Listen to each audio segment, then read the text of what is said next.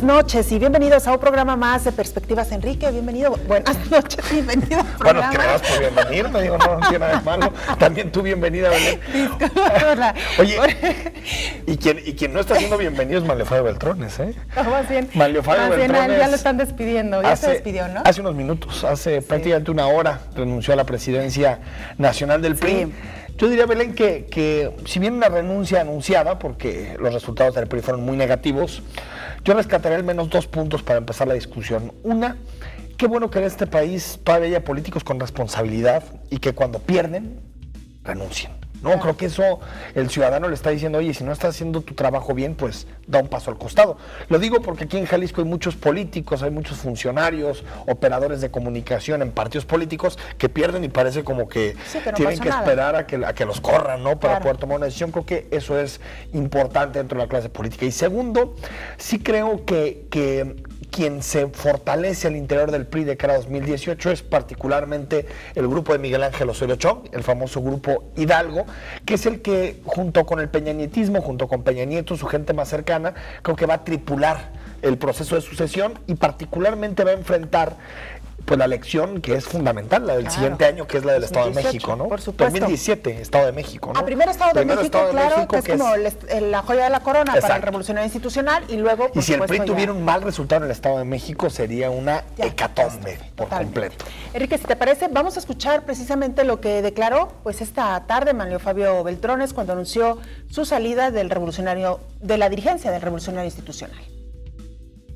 Por ello, en congruencia con el compromiso de servicio y disciplina que asumí al tomar posesión del cargo de presidente del Comité Ejecutivo Nacional del PRI, es que hoy presento mi renuncia ante esta Comisión Política Permanente. Mira, a mí me tocó escuchar el discurso completo de Manlio Fabio Beltrones hace unos minutos y fíjate, creo que hay un par de cosas muy interesantes que coloca sobre la mesa. Uno, habla de la urgente necesidad de modernizar el partido. Qué interesante, ¿no? Sí. Es decir, tuvo que esperar el PRI a perder prácticamente pues 4 entidades que siempre había gobernado para llegar a esta crítica, ¿no? Este análisis de que es urgente modernizar el partido, algo que ya veníamos diciendo muchas personas desde hace tiempo, ¿no? Sí. Peña Nieto fue una cara muy vendible en términos electorales, en términos de ser el presidente de la República, pero hay que ser sinceros, el partido, la estructura fue prácticamente la misma, ¿no? Con un rostro nuevo. Y puso mucho énfasis en agradecer a la militancia, pero yo diría que un énfasis excesivo, como tratándonos de decir que hacía una diferencia entre la militancia que lo apoyó, la militancia que se la jugó con él y las élites partidistas, incluso las élites políticas gubernamentales, hablando de gobernadores e incluso diría yo que del presidente de la República, que no siempre jugaron en el mismo barco en la última elección. Y puso un acento pero marcado en ese tema, ¿no? Los militantes, los que hacen de este partido un partido importante, es decir, creo que claramente nos dejó en los códigos priistas y en los discursos de pronto del PRI, nos dejó claro que la sintonía con Peña Nieto, la sintonía con Miguel Ángel Osorio Chong, con los gobernadores, no fue la mejor. Claro, Enrique, hay que recordar que Manlio Fabio había, digamos que cantado de manera triunfalista, pues que iban a ganar muchos de los estados que estaban en juego en la contienda de hace unos domingos en nuestro estado, los resultados, en varios estados de la República, los resultados ya se los dimos a conocer aquí. Pues el gran ganador, si podemos hablar de un ganador, fue el Partido Acción Nacional, que ni siquiera, me parece, esperaban estos triunfos. Una vez que los resultados no son favorables a los números que había destinado previamente Manlio Fabio Beltrones, me parece que esa es la razón, la causa fundamental por la que está dejando la dirigencia estatal. No dio los resultados a los que él y muchos al interior del PRI esperaban. Y por otro lado, esta parte que mencionas de modernizar al PRI, Enrique, que lo hemos se ha pedido desde diferentes trincheras, tiempo, ¿no? Pero que se ha dicho también al interior del revolucionario institucional. Jalisco quizá fue uno de los pioneros en empezar a hablar de la modernización del revolucionario institucional, también cuando sufre la derrota, la más cercana, 2015, ¿no? De Movimiento Ciudadano, ganando algunos de los municipios más importantes de zona metropolitana de Guadalajara. Lo que voy es que me parece que soy muy escéptica de que realmente vayan a soplar vientos nuevos al interior del revolucionario institucional, porque ya lo hemos visto anteriormente, ya han reflexionado sobre esto, ¿no? Claro. Ese es el tema, ¿no? Que cuando digamos, ¿qué explica que el PRI haya vuelto a Los Pinos? Lo explica uno que creo que encontró un candidato joven y un candidato que al parecer no estaba tan vinculado a las viejas prácticas. En un principio eso se pensó.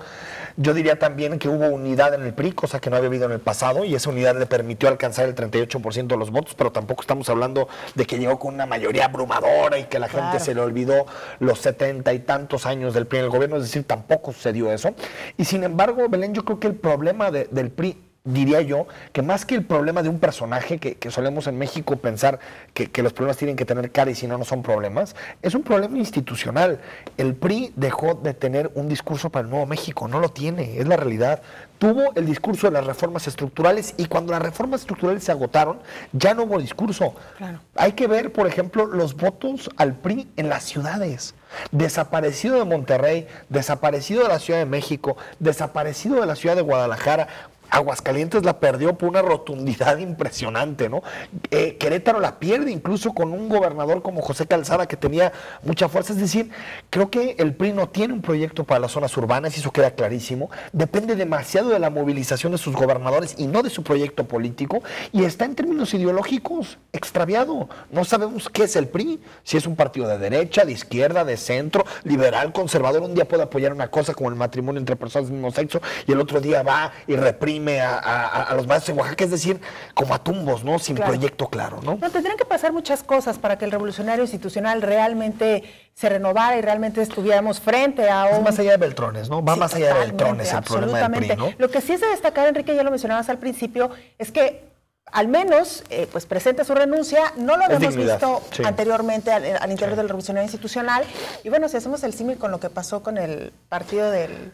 en México, pues, tal vez el director técnico también tendría que presentar su renuncia, ¿no? Bueno, en el caso de la selección mexicana yo diría que quien tendría que ser es el presidente de la federación o algún directivo, ¿no? Porque creo que tantos años tan mal ya no lo explica nada más un entrenador. Pero bueno, en el caso del PRI, Belén, sí creo que el proyecto de modernización o el proyecto de cambio tendría que venir de una persona de otra generación, es decir, alguien mucho más joven, que conecte mejor con otros electorados y que no demuestre algunas cuestiones que ha demostrado el PRI, particularmente en esta discusión, por ejemplo, del 3 de 3, como un oponente o como un adversario de cualquier tipo de cambio que represente apertura en materia del combate a los privilegios, ¿no? de la clase política.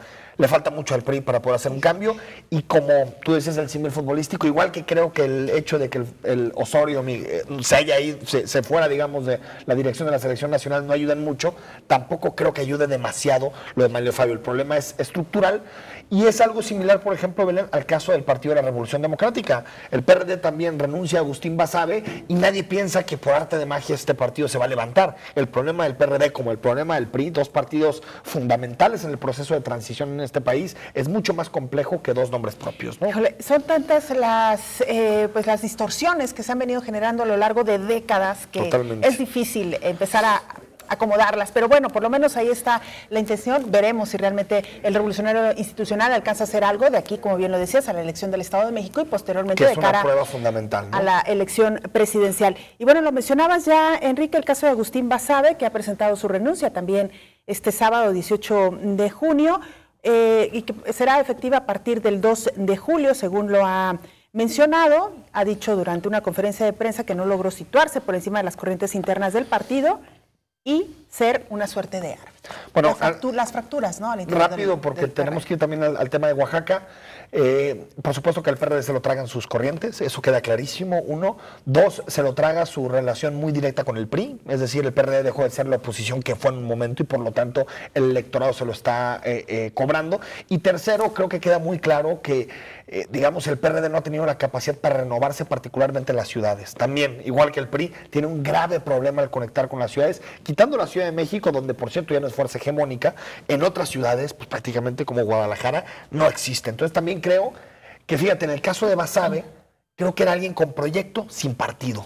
Creo que Beltrones tenía demasiado partido y poco proyecto, ¿no? Haciendo como el símil entre los dos, ¿no? Basabe, un académico muy prestigiado, muy reconocido, un hombre de ideas muy claras, de mucho carácter también. Sí. Muchos dijimos, mira qué bueno que llega un hombre como Basabe a la y se lo tragaron, ¿no? Y terminó por no acomodarse, las por no corrientes. Sí, se va. Y el caso de Oaxaca, Belén, para terminar este primer bloque, yo creo que pues momentos muy tristes, ¿no? Sí, los que vive este país, particularmente en estos temas. Yo creo que ya empieza a ser menos noticia cada vez que las policías intervienen y hay muertes de civiles. En este caso fueron 6 muertes. Y bueno, yo creo que lo que nos dice es que nuestras policías de cualquier nivel, desde la municipal hasta la federal, están totalmente incapacitadas para actuar en este tipo de situaciones. Es decir, tratan de llegar a poner orden y la cosa termina degenerándose peor que si no hubieran intervenido, ¿no? Y también, pues yo ya no diría foco rojo ni de alerta, Enrique, me parece que esto ya disparó todas las alarmas. El caso de los profesores manifestándose en contra de la reforma educativa de Enrique Peña Nieto es un asunto que hemos venido tratando durante meses y meses. Sí. Hemos visto enfrentamientos en diversas partes del país y esperemos que esto no sea, digamos, el niño ahogado, en el que ahora sí obligará a tapar el pozo, en el que obligará a las autoridades a realmente replantearse esta estrategia de comunicación que han tenido con los profesores y ver si realmente es la vía o qué va a pasar, porque las imágenes, Enrique, son realmente muy preocupantes y todavía muchísimo más preocupante el saldo de 6 personas muertas. A mí cuando me dicen, bueno, es que cómo está Venezuela, qué cosa, bueno, hay que ponerle estas imágenes, ¿no? También para que nos demos cuenta de lo que está sucediendo en este país. Yo creo, Belén, que si bien no le podemos adjudicar solamente al sexenio de Peña Nieto violaciones de derechos humanos y lo que está sucediendo en las calles y la relación con los maestros, porque esto también, por ejemplo, en el periodo de Felipe Calderón lo vivimos con mucha crudeza, se violaron derechos humanos por todos lados. Lo cierto es que creo que este gobierno cada vez da un mensaje más de que está dispuesto a todo en materia de consolidación de relaciones autoritarias. O sea, esto yo creo que lo que nos dice es que la policía está totalmente incapacitada para respetar los derechos humanos. Segundo, que el gobierno federal está politizando un tema que no debería de politizar. Es decir, cuando Aurelio Nuño hablaba de mesa de diálogo, pues esto no puede ser mesa de diálogo, ¿no? La mesa de diálogo es tratar de llegar a consensos y acuerdos. No puede ser que Aurelio Nuño diga, yo dialogo contigo solamente si aceptas el 100% de mis propuestas. Pues no. Mesa de diálogo es tratar de llegar a puntos intermedios y llegar a acuerdos, cosa que no ha habido la intención ni de la coordinadora, ni de la Secretaría de Educación Pública, ni por supuesto de la policía. Y también diría que no hay que caer porque creo que esto se ha vuelto un debate demasiado polarizado. Quienes están con la coordinadora y quienes defienden la estrategia del gobierno federal. Creo que decir que la coordinadora tiene muchísimos impulsos que no son deseables en democracia, como por ejemplo ver que cada que se manifiestan destrozan comercios, destrozan lugares, que creo que es totalmente reprochable. Es mucho más reprochable que un estado como el mexicano, cada que interviene hay muertos, hay lastimados, hay heridos. Es decir, creo que esta situación no puede seguir de esta manera. Pasó Ayotzinapa, pasó Tlatlaya y siguen existiendo cosas de este tipo, ¿no? ¿Qué más tiene que pasar para que este problema, como muchos otros en nuestro país, finalmente se resuelvan? En fin.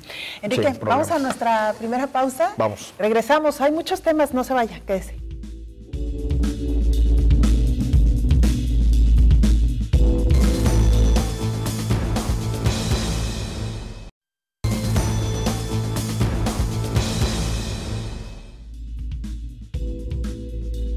Estamos de regreso en Perspectivas y hoy, Belén, platicamos de transparencia. Sí. Y vamos a conocer a la invitada de hoy. Cintia Patricia Cantero Pacheco es la actual comisionada presidente del Instituto de Transparencia, Información Pública y Protección de Datos Personales de Jalisco. Cantero Pacheco es licenciada en Derecho por la Universidad de Guadalajara y es maestrante tanto en Gestión Pública como en Derecho Constitucional y Amparo por la misma Casa de Estudios. Desde 2005, Cantero Pacheco está vinculada laboralmente con asuntos relacionados a la transparencia. Primero, fue titular de la Unidad de Transparencia e Información y posteriormente directora de Evaluación Interinstitucional, Planeación y Gestión Administrativa del propio ITEI. En 2010, se encargó de la Coordinación General de Mejora Regulatoria y Transparencia de los Hospitales Civiles. A partir de 2013, se convirtió en la comisionada presidente del ITEI. Durante su gestión, se ha debatido temas como la nueva ley de transparencia y se han hecho públicas muchas evaluaciones a instancias de gobierno. ¿Cómo califica usted los años de Cantero Pacheco al frente del ITEI? Lo discutimos hoy con ella en Perspectivas. Cintia Cantero, buenas noches. Buenas noches. Bienvenida. Un gusto estar aquí con ustedes. Al contrario, gracias por acompañarnos. Gracias por estar aquí. ¿Por qué no empezamos, Presidenta, con el tema de la ley 3 de 3? que se aprobó a nivel federal y que, bueno, ya veremos cómo termina en Jalisco. El gobernador del estado dice que va a apostar por una iniciativa de máxima publicidad. Ya veremos si eso se cumple, porque del dicho al hecho hay mucho trecho. Pero, ¿qué opinas de lo que se aprobó a nivel federal? Bueno, en realidad tuvimos una muestra de cómo la sociedad de manera colectiva hizo una propuesta que es la nueva forma de gobernanza prácticamente en todo nuestro país, donde la sociedad poco a poco se está involucrando más en las decisiones de su gobierno.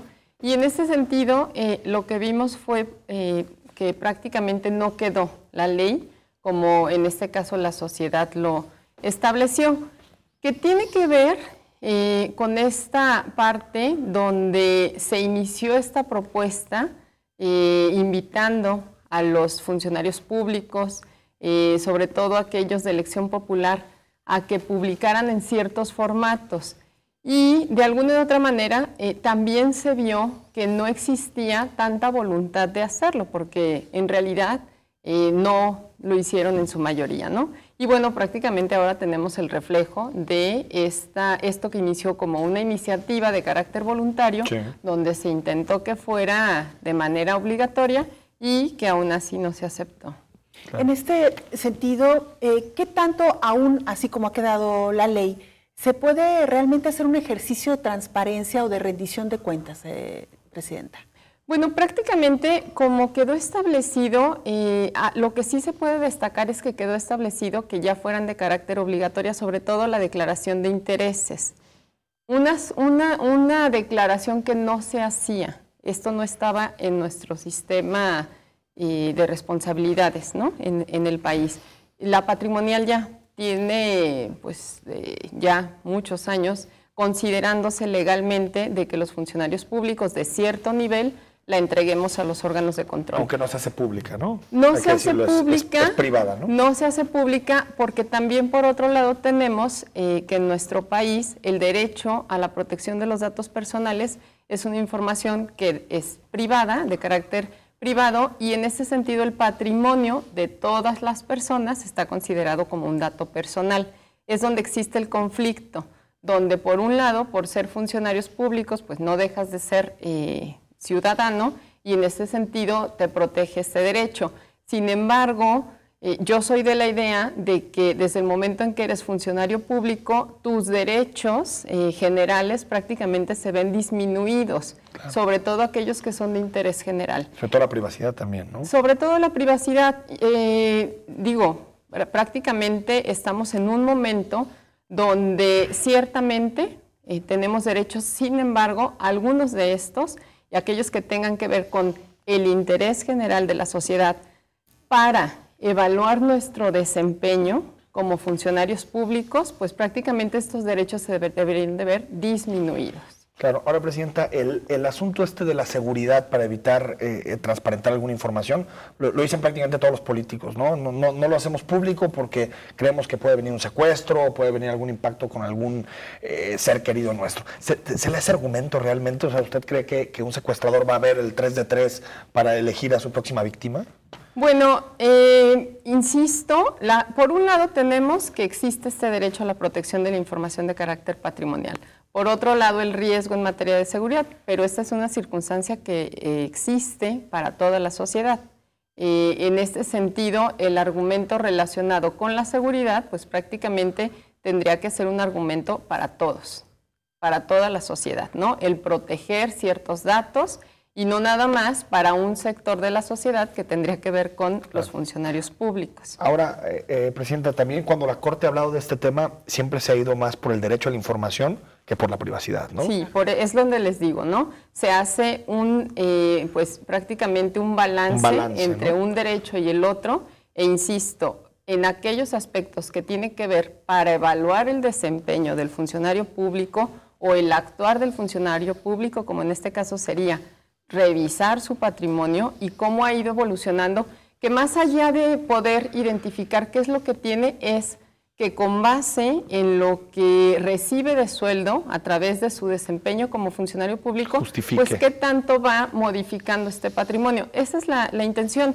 Y en el tema de la declaración de intereses, tiene que ver también con este conflicto donde pues prácticamente no se deberían de ver beneficiados ciertos actores, tanto públicos o privados, con el actuar de los funcionarios por determinar contrataciones a ciertas personas, ¿no? O empresas, sino que debería de ser de manera general.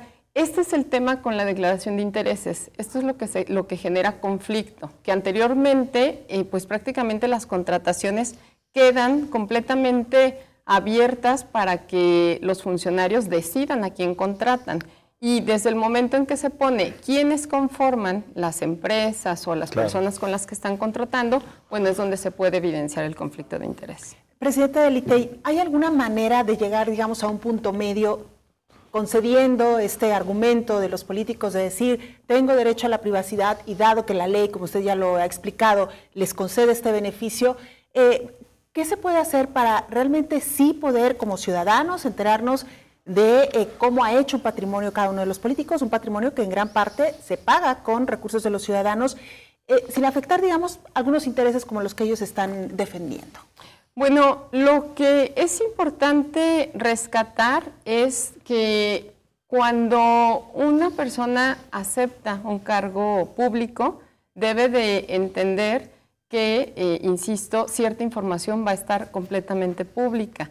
Es decir, si hay personas que no quieren que se conozca su patrimonio cuando acepta un cargo público, pues que no acepte ser funcionario público. Perdón, Presidenta, que la interrumpa un momentito. ¿No debería de quedar esto perfectamente establecido? Porque lo hemos supuesto, ¿no, Enrique? Nosotros mismos aquí hemos dicho, bueno, cuando alguien acepta un cargo público, entiende que su vida y sus... Pero lo entiende, lo dejamos como en el área de la suposición, pero ¿no debería quedar perfectamente establecido esta disposición? Bueno, insisto, si fuera ley, o sea, si ya quedara establecido como obligación que la persona que acepte un cargo público deberá de proporcionar toda su información, estas son las reglas, esas serían las reglas y ya depende de cada quien si las acepta o no las acepta. Claro. Cuando no es ley, pues prácticamente queda a la buena voluntad. A la buena voluntad. Les voy a dar un ejemplo. Y está sucediendo mucho últimamente, por ejemplo, los constructores o el sector empresarial que va a contratar con gobierno. Hay aquellos que han dicho, no, yo no quiero que se conozca cuánto me está pagando el gobierno, la autoridad municipal, por esta obra, por esta adquisición, porque precisamente señalan el argumento de que voy a ser sujeto de determinados delitos. Pues prácticamente lo que se les dice es eso. Si tú vas a contratar, le vas a vender a gobierno, te van a adjudicar una obra, estas son las reglas, ni modo. Tu información es completamente pública. Ahora, lo que termina aprobando la ley, bueno, esta ley de responsabilidades administrativas, la famosa ley 3 de 3, es que, digamos que un consejo ciudadano, un comité ciudadano va a proponer un tipo de formato. Es decir, puede ser en una de esas que el comité ciudadano proponga un formato que se parezca mucho al que hizo el IMCO. Es decir, todavía cabe esa posibilidad de que haya máxima publicidad. No está vetado, digamos, ¿no? Sí, puede ser. Aquí lo importante sería que también se establezca que van a ser publicadas las declaraciones, porque sí se habla de que serán públicas y que se proporcionarán en versión pública. Claro. Esto no dice que deberán de ser publicadas. La patrimonial y el interés, ¿no? Y la de interés.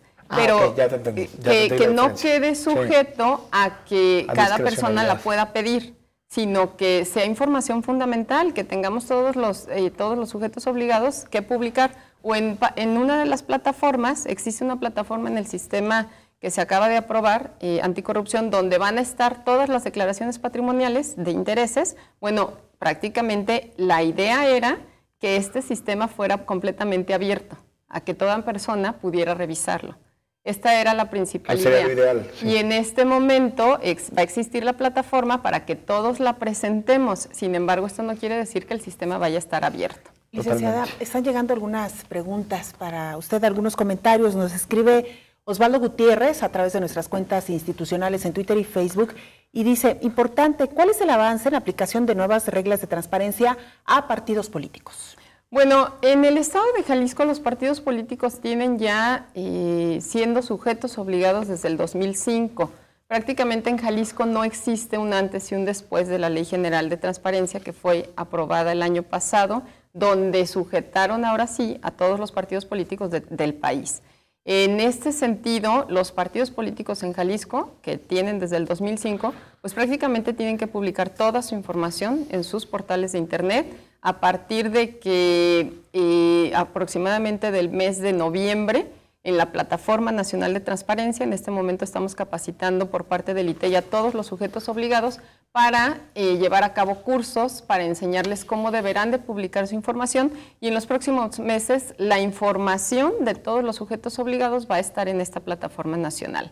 Y en este momento, digo, para los partidos políticos existen una infinidad de reglas para que publiquen, desde las contrataciones que realizan, cómo ejercen cada peso del recurso público que reciben, también a quién contratan, a quién le compran bienes, los bienes que arrendan, el estado financiero mensualmente de sus gastos, también los gastos de campaña, en fin, es una gran cantidad, incluso de los nuevos aspectos que se comentan y que se establecen en la ley, tiene que ver con también publicar el padrón de los que están militando en ese partido, que son cuestiones que anteriormente no existían.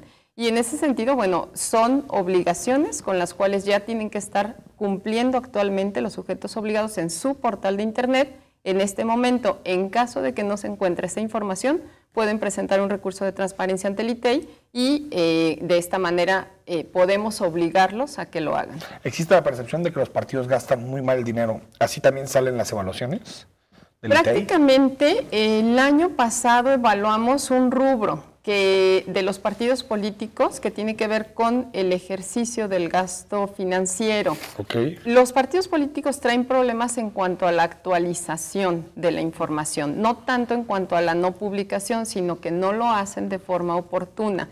Salieron aproximadamente con 70 y 80 en cuanto al cumplimiento de este rubro los partidos grandes, ¿no? Los partidos pequeños ni se diga. Sí, ¿verdad? Ni se diga, evaluaciones desde 20 puntos para abajo.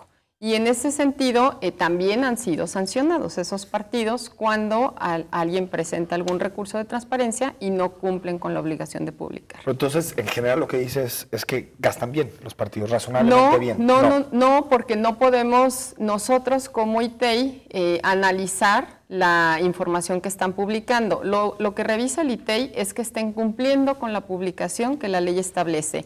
A nosotros como sociedad, a la sociedad le corresponde revisar y al IEPC prácticamente también, al IEPC, que también se creó un sistema para esta supervisión de estos gastos, pero también a las diferentes instancias fiscalizadoras, ¿no? La charla esta noche con Cintia Patricia Cantero Pacheco, presidenta del Instituto de Transparencia en nuestra entidad. Y Enrique, para cerrar este tema, regresando de la pausa, licenciada, que nos cuente si cumplió con las expectativas la presentación de la ley 3 de 3 de los integrantes del gabinete aquí en Jalisco. Con eso regresamos. Gracias.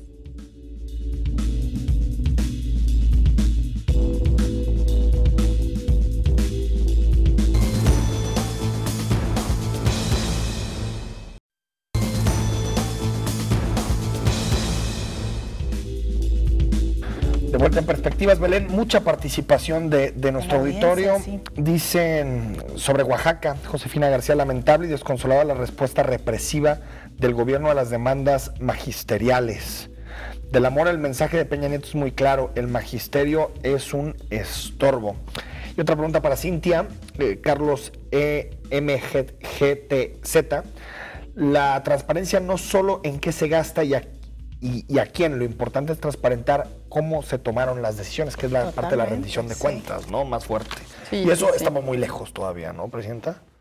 No, la verdad es de que a través de la transparencia precisamente podemos supervisar las decisiones que toman nuestras autoridades. Podemos desde el momento en que deciden a quién contratar y adjudicar, podemos revisar, por ejemplo, en una adjudicación de un proceso de obra pública, quiénes fueron invitados a participar o en la licitación, quién participó, por qué se adjudica a determinadas empresas. Esto nos habla de la toma de decisiones en las compras de la misma manera, en el presupuesto incluso. Cuando el Congreso del Estado, por ejemplo, aprueba el presupuesto de egresos, pues prácticamente podemos darnos cuenta hacia dónde se orientaron las decisiones del Estado o del país o de los municipios en la redistribución que hacen. Y con base en esto, insisto, podemos ver qué decisiones están tomando nuestras autoridades, que esto es lo que nos permite la transparencia. Pero ¿por qué la tomaron? No podemos saber. También, que es el tema, ¿no? También podemos preguntar a nuestras autoridades, precisamente es lo que viene. Tal partida? Precisamente es lo que viene con la participación ciudadana. Definitivamente es un nuevo modelo, son nuevos esquemas, nuevas herramientas que nos ofrecen ya nuestro Estado, donde podemos participar con nuestras autoridades y decirles, yo no estoy de acuerdo con estas decisiones que tú tomaste, las cuales me doy cuenta que lo estás haciendo a través de esta otra herramienta que es la transparencia. ¿No? Nos dice Arturo Ayala, ¿cómo afecta al PRI Jalisco la salida de Manlio Fabio Beltrones? Bueno, pues sí, Zamora, ¿no? Sí, hay reacomodos al interior, definitivamente. Sí, y bueno, yo creo que el principal afectado parece ser que es Arturo Zamora. Sin embargo, sigo pensando que Arturo Zamora es el único candidato serio del PRI a la gubernatura. Entonces, si bien lo golpea, no creo que sea un golpe demasiado fuerte, ¿no? Y Oscar Rodríguez nos dice, gran programa Perspectivas, me recuerdan a Círculo Rojo hace unos 10 años. Felicidades. Uy, no sé si hace rato. Muchísimas gracias por el... Ojalá no sea por la edad. No, digo, grandes periodistas quienes conducían ese programa, ¿no? Presidenta, le dejó Belén Zapata un tema sobre la mesa que tiene que ver con la ley 3 de 3. Más bien la presentación del 3 de 3 de los miembros del gabinete estatal, que fue muy criticada porque pareció un acto de simulación. ¿Cuál es su opinión? Bueno, a mí me parece que el hecho de que se hayan presentado sin que exista una ley ya es un avance, ¿no?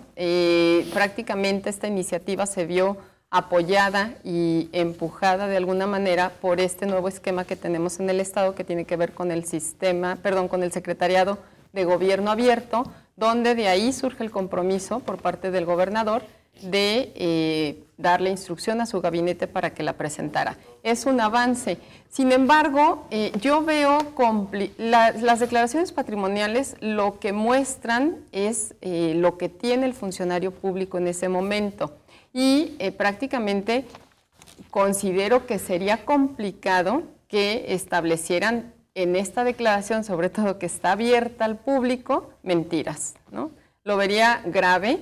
Tenemos forma de contrastar, esa es la parte positiva, claro, de hacer público el patrimonio y de hacer público en un momento dado la declaración de intereses, porque incluso la fiscal claro, porque podemos como ciudadanos corroborar prácticamente el patrimonio, donde podemos ver cuántos bienes inmuebles tiene una persona, está su información en un registro público sobre el cual cualquier persona puede pedir la información y aparecen los bienes inmuebles del funcionario, ¿no? Antes de pasar a otro tema, Presidenta, porque ya hemos hablado de declaraciones por todos lados y bueno, aunque usted no lo crea, hay más temas.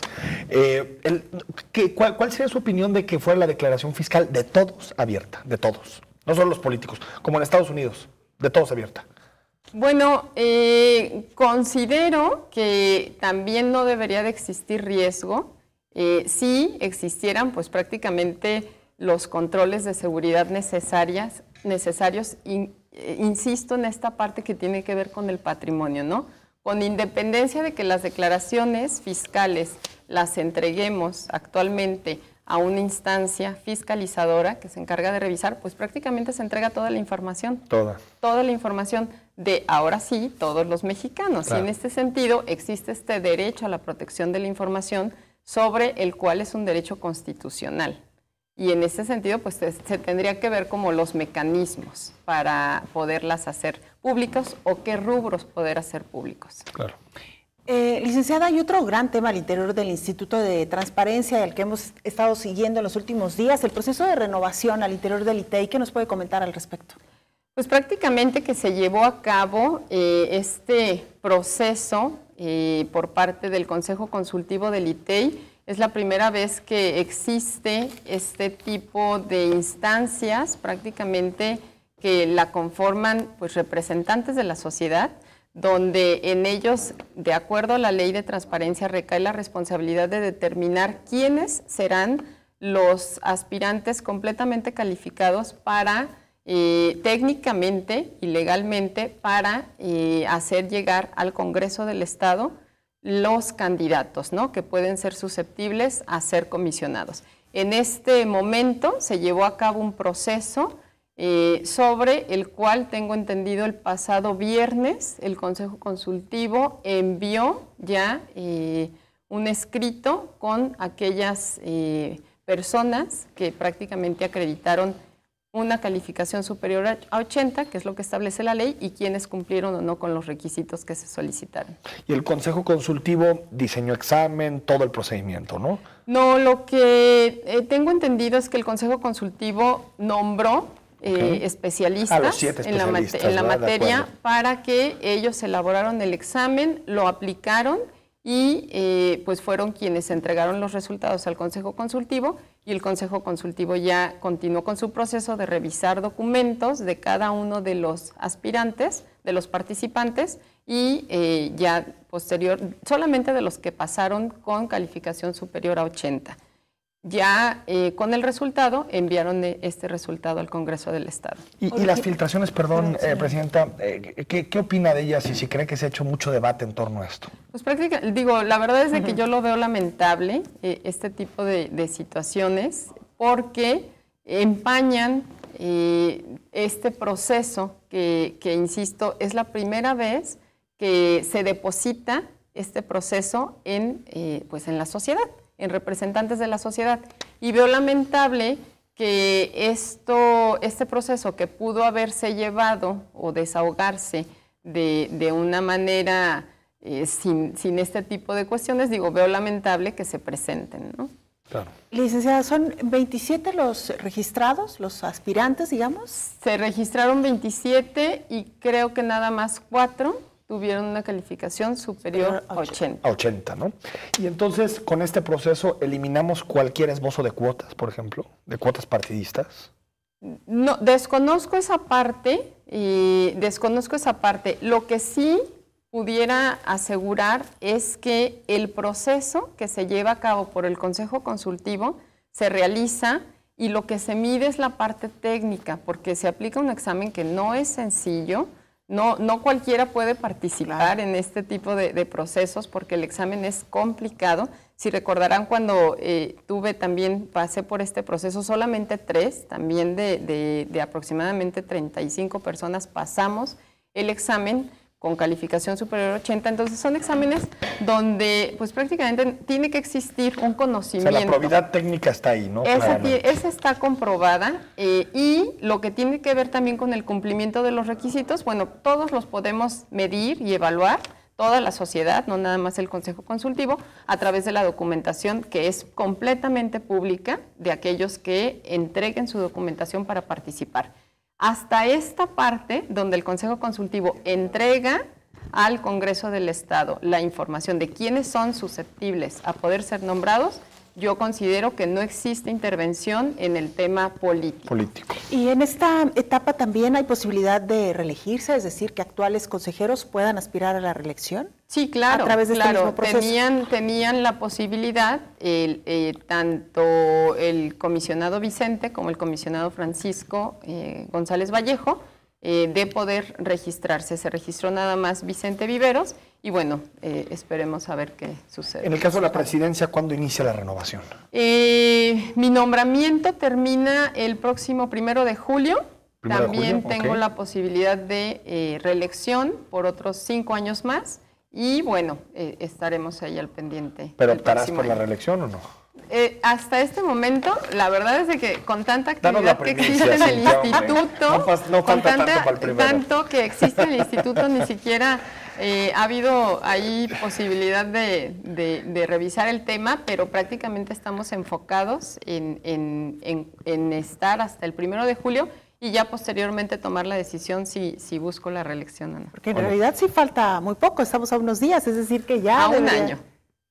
En el caso de la presidencia del ITEI, un año. Pensamos que el 1 de julio No, en el caso de la presidencia tienes tiempo para pensar. En este momento es el proceso nada más de los comisionados y en el caso de la presidencia todavía queda un año. Bueno, entonces sí. Por eso insisto, todavía queda la aplicación de toda la agenda de este año. Ahora, Cintia, ¿seguirán las evaluaciones a los distintos órganos de gobierno y si le van a hincar el diente al Poder Ejecutivo, por ejemplo? Sí, definitivamente.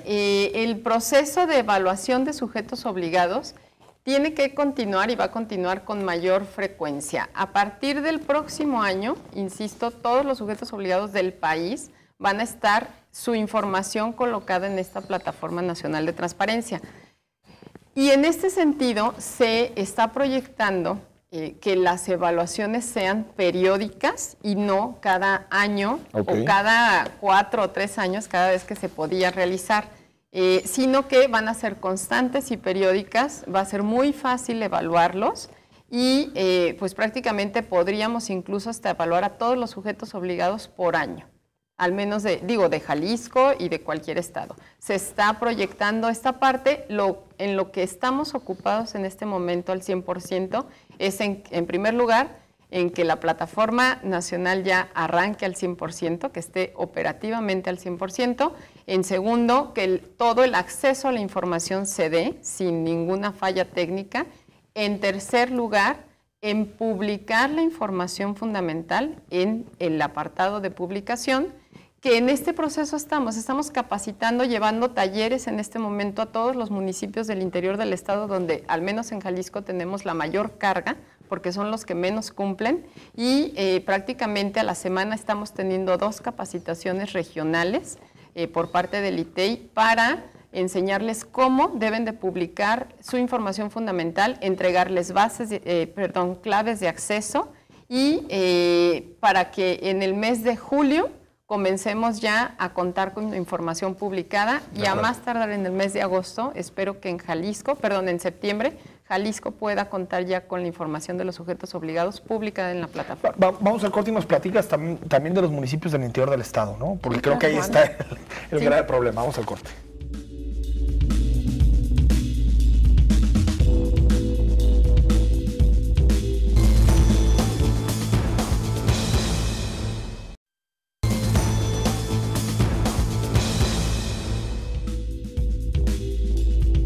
Estamos de regreso en Perspectivas, platicando con Cintia Cantero, presidenta del ITEI, y dejamos un tema sobre la mesa, Belén, que tiene que ver, pues Jalisco es un estado asimétrico en prácticamente todo y también en capacidades institucionales para responder a las obligaciones de transparencia. Si bien, por ejemplo, Guadalajara, Tlaquepaque, incluso Zapopan te puedes meter y perfectamente encuentras la mayoría de los datos, si te pones a hacer una navegación por las páginas de algunos municipios, incluso que no están tan lejos de zona metropolitana, yo tuve que revisar el caso particular de Zapotlanejo. No tiene nada Zapotlanejo, todo está en reparación, no han puesto nada de información. ¿Qué sucede? ¿Es un tema de voluntad política, Cintia? ¿Es un tema de que no quieren meter la información, de recursos? ¿Cuál es el problema de los municipios del interior del estado? Es un poco de todo. El más fuerte es la voluntad política, la ausencia de la voluntad política. Sin lugar a dudas, los municipios del interior del estado tienen carencias superiores a los de la zona metropolitana en recursos humanos, en recursos tecnológicos, infraestructura, etcétera. Este es un hecho real. Claro. Sin embargo, hemos constatado desde el Instituto de Transparencia cómo hay municipios, por ejemplo, como Mezquitic, donde siendo uno de los municipios más alejados, más pobres, pues prácticamente pudimos observar cómo a raíz del cambio de administración, Mezquitic fue de los primeros municipios del interior del estado que levantó la mano para incorporarse al sistema Infomex. Actualmente le puedes hacer una solicitud de información electrónica.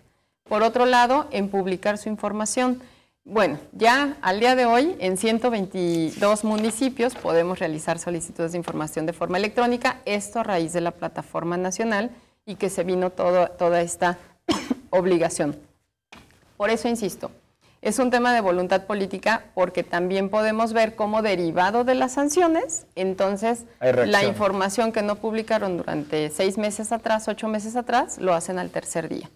Dan la instrucción a su personal con 2, 3 personas que tengan y lo hacen. Es un tema de que el presidente municipal se concientice que existe tema, ¿no? Y sobre todo que dé la instrucción, porque también en muchas de las ocasiones se sanciona al presidente municipal sin estar enterado del tema.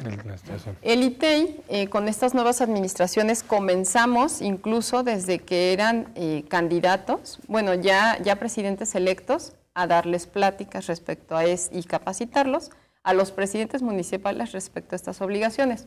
Sin embargo, estamos ya a casi un año de este primer encuentro con los presidentes municipales, hemos continuado con capacitaciones regionales, incluso tuvimos un diplomado para unidades de transparencia de los municipios que estuvo, la verdad, con mucha participación y continúan con las mismas omisiones. También tenemos ejemplos como Ocotlán. La semana pasada, hace 15 días que pudimos ver también el resultado que obtuvo a través de la evaluación de CIMTRA, pero también ha estado generando diferentes acciones que van en pro de la transparencia. Y, insisto, con los presidentes municipales se ha platicado. Si tienen imposibilidades tecnológicas y de recursos humanos, bueno, que acudan al Instituto de Transparencia. El ITEI no les va a dar dinero para que puedan atender este tema. Sin embargo, sí podemos generar de manera conjunta una gestión para que pueda contar con el equipo necesario. Ahora, con la Plataforma Nacional de Transparencia, va a permitir esto, porque prácticamente el ITEI va a poder respaldar la información que los municipios tengan. Es decir, técnicamente, tecnológicamente, se les puede ayudar a que cumplan con esta obligación. Insisto, ya ahora queda en ellos que se acerquen y que cumplan con la obligación. ¿Cuántos funcionarios han sido sancionados, en el último año, por ejemplo? Bueno, también ese es un dato. El año pasado, en el 2015, alrededor de 165 funcionarios se sancionaron. En este año, en lo que va, ya rebasamos ese número de 165. Ya rebasamos prácticamente, o estamos a 5 funcionarios de sancionar para que pasemos lo que en todo el año sancionamos. Y prácticamente las sanciones van para los municipios del interior del estado, tanto para unidades de transparencia como para presidentes municipales. ¿Y qué pasa, licenciada? ¿Por qué, si se supone que tendría que haber, digamos, una experiencia, un aprendizaje, estamos entonces incrementando el número en funcionarios sancionados? Pues en este momento, insisto, les tocó a los municipios, a las administraciones actuales, el cambio de administración. Y en ellos recayó todo el resultado del descuido que tuvieron las anteriores. Por lo tanto, si no lo atendieron de manera inmediata, pues lo están comenzando a hacer a partir de que los presidentes municipales son amonestados, que es la primera sanción. Posteriormente sigue la multa económica y ya hemos tenido presidentes multados y la última sería el arresto administrativo. Este año no llevamos ningún arresto administrativo, pero vale la pena también señalar que las multas económicas, a partir de los procedimientos que se hayan arrancado este año, pues prácticamente la básica va a ser sobre los 14,000 pesos y va a poder llegar hasta los 105,000 pesos, que son multas que existen a nivel nacional, ya con la nueva ley, y que van a recaer directamente en el funcionario público, no en la entidad pública. Claro. Cintia, ¿y no intervienen, digamos, pesos pesados de la política jalisciense? Cuando tú vas a sancionar a alguien, ¿no te echan una llamada y te dicen, oye, con este mejor no te metas? Llevo 3 años y no ha sucedido. ¿Nunca te han hecho una llamada? Pensé que llevaba 3 llamadas. Estoy por cumplir 3 años.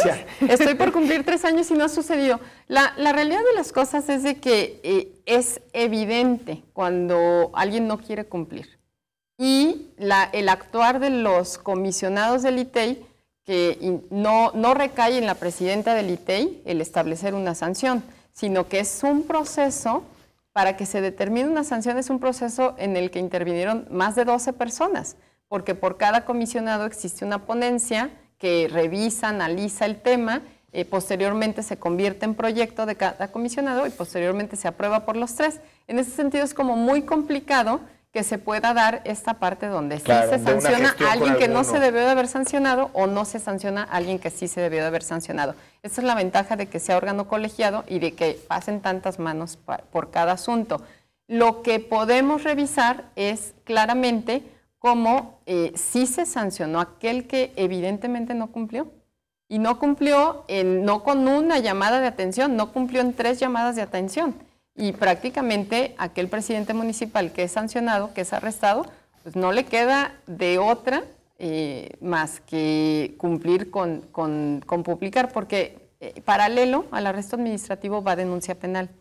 Y la única forma en que te puedes quitar la denuncia penal pues es cumpliendo con la publicación. ¿Ya han analizado el Poder Judicial? ¿Se han metido a analizarlo? Sí. ¿El gasto del Poder Judicial? El Poder Judicial fue evaluado creo que en el 2014 tuvo evaluación, resultado de evaluación, en este momento no me acuerdo, anduvo como por los 80 y tantos. Que bien valdría la pena señalar, perdón, Presidenta, que 100 es lo mínimo. 100 es lo mínimo. Que de pronto se entiende de otra forma, ¿no? 100 es lo mínimo. No pensó en cambiar ese tipo de métricas, porque digo, si lo mínimo es 60, digamos, ¿no? Para que si no reprueben, ¿no? 100 es lo mínimo. Tenemos que las evaluaciones del ITEI son muy rigurosas. ¿En qué sentido?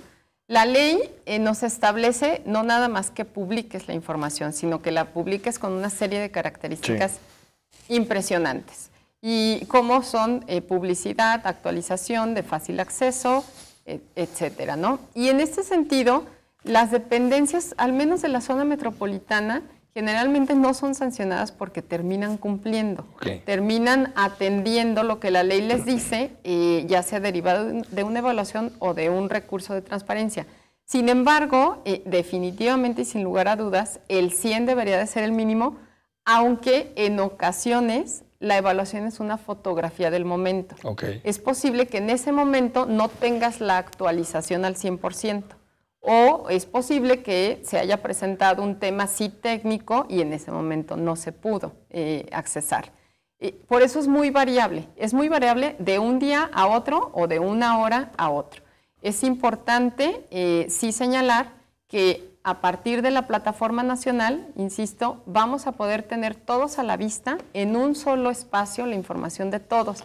Y va a ser mucho más evidente. Más sencilla, ¿no? Aparte. Más sencilla, porque además todos vamos a publicar en formatos homogéneos, lo que nos va a ayudar como sociedad para que identifiquemos la información de forma muy fácil. A las autoridades nos va a complicar, porque vamos a tener que publicar la información en estos formatos. Sin embargo, nos va a poder permitir identificar claramente quién cumple y quién no cumple. Claro.